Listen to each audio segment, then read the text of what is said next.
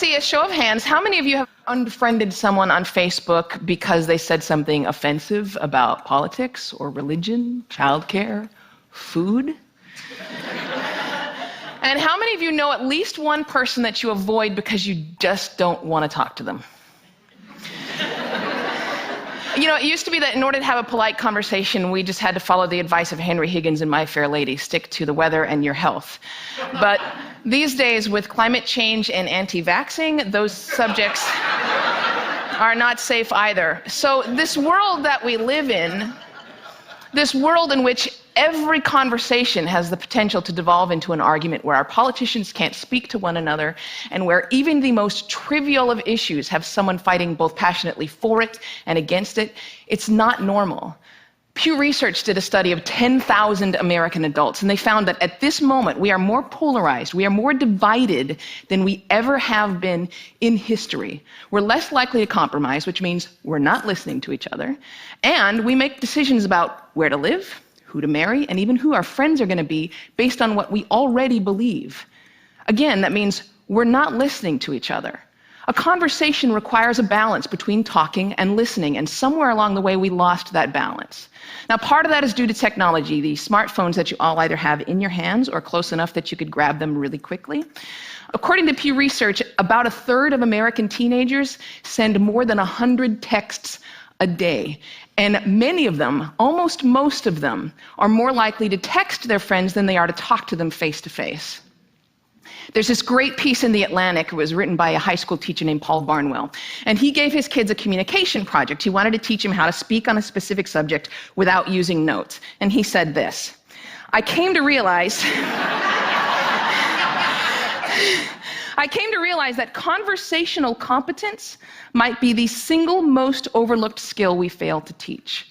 Kids spend hours each day engaging with ideas and each other through screens, but rarely do they have an opportunity to hone their interpersonal communication skills. It might sound like a funny question, but we have to ask ourselves, is there any 21st century skill more important than being able to sustain coherent, confident conversation? Now, I make my living talking to people. Nobel Prize winners, truck drivers, billionaires, kindergarten teachers, heads of state, plumbers. I talk to people that I like, I talk to people that I don't like, I talk to some people that I disagree with deeply on a personal level, but I still have a great conversation with them. So I'd like to spend the next 10 minutes or so teaching you how to talk and how to listen. Many of you have already heard a lot of advice on this, things like look the person in the eye, think of interesting things, topics to discuss in advance, nod and smile to show that you're paying attention. Repeat back what you just heard or summarize it. So I want you to forget all of that. It is crap. There is no reason to learn how to show you're paying attention if you are, in fact, paying attention.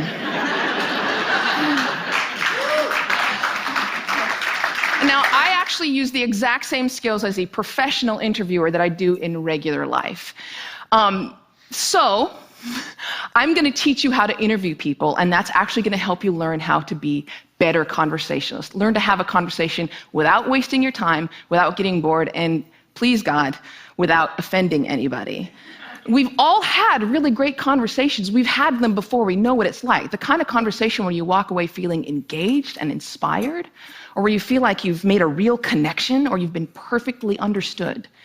There is no reason why most of your interactions can't be like that. So I have 10 basic rules. I'm going to walk you through all of them, but honestly, if you just choose one of them and master it, you're already going to enjoy better conversations. Number 1, don't multitask.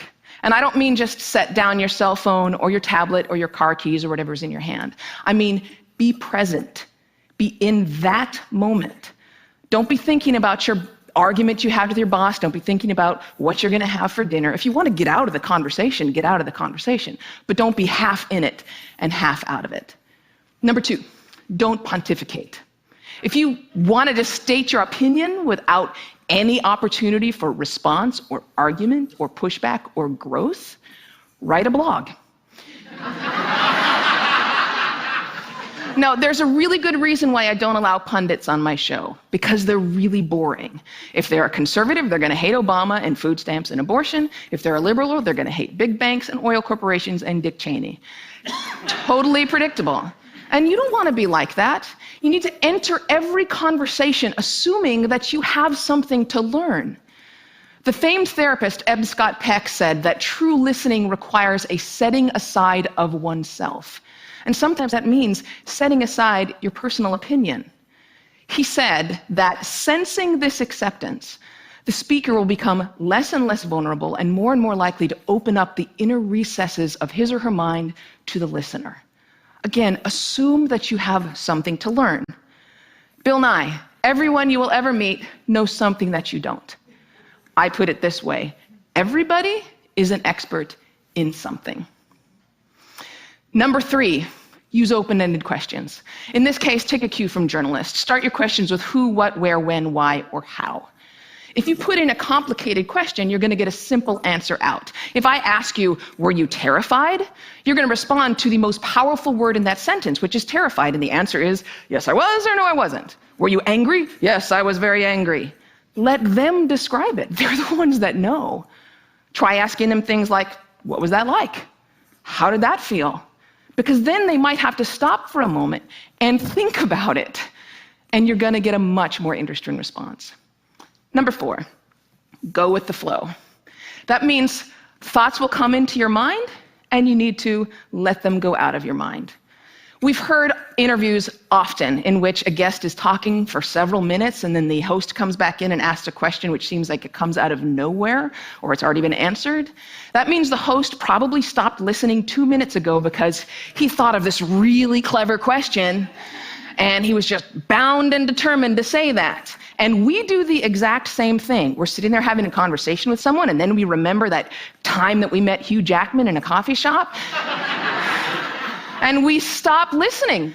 Stories and ideas are going to come to you. You need to let them come and let them go. Number 5, if you don't know, say that you don't know. Now, people on the radio, especially on NPR, are much more aware that they're going on the record. And so they're more careful about what they claim to be an expert in and what they claim to know for sure. Do that. Err on the side of caution. Talk should not be cheap. Number 6, don't equate your experience with theirs. If they're talking about having lost a family member, don't start talking about the time that you lost a family member. If they're talking about the trouble that they're having at work, don't tell them about how much you hate your job. It's not the same. It is never the same. All experiences are individual.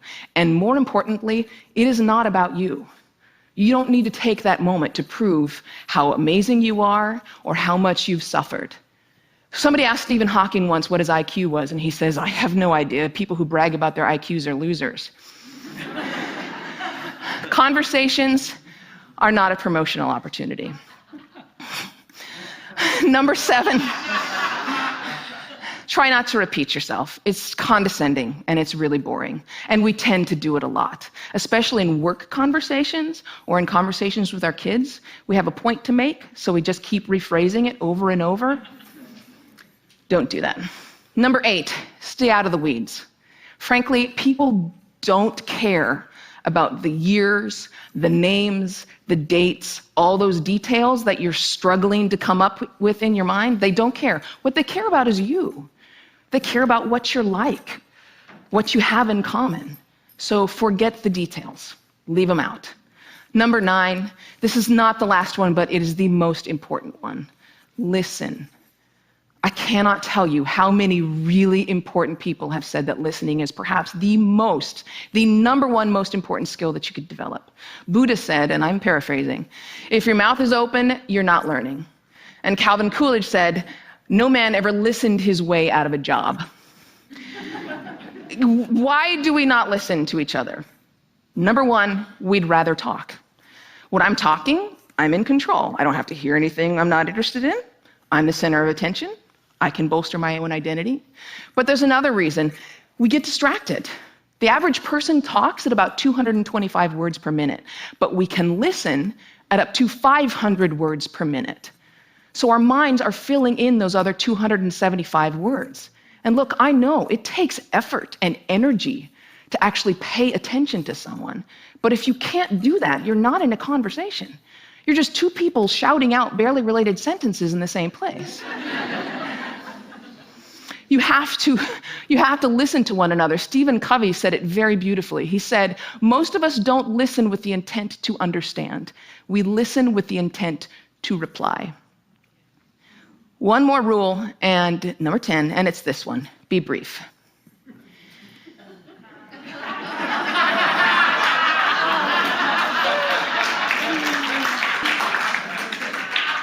All of this boils down to the same basic concept, and it is this one: be interested in other people. You know, I grew up with a very famous grandfather, and there was kind of a ritual in my home. People would come over to talk to my grandparents, and after they would leave, my mother would come over to us and she'd say, "Do you know who that was? She was the runner-up to Miss America. He was the mayor of Sacramento. She won a Pulitzer Prize. He's a Russian ballet dancer." And I kind of grew up assuming everyone has some hidden amazing thing about them. And honestly, I think it's what makes me a better host.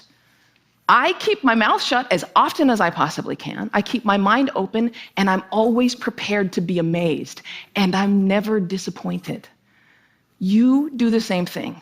Go out, talk to people, listen to people, and most importantly, be prepared to be amazed. Thanks.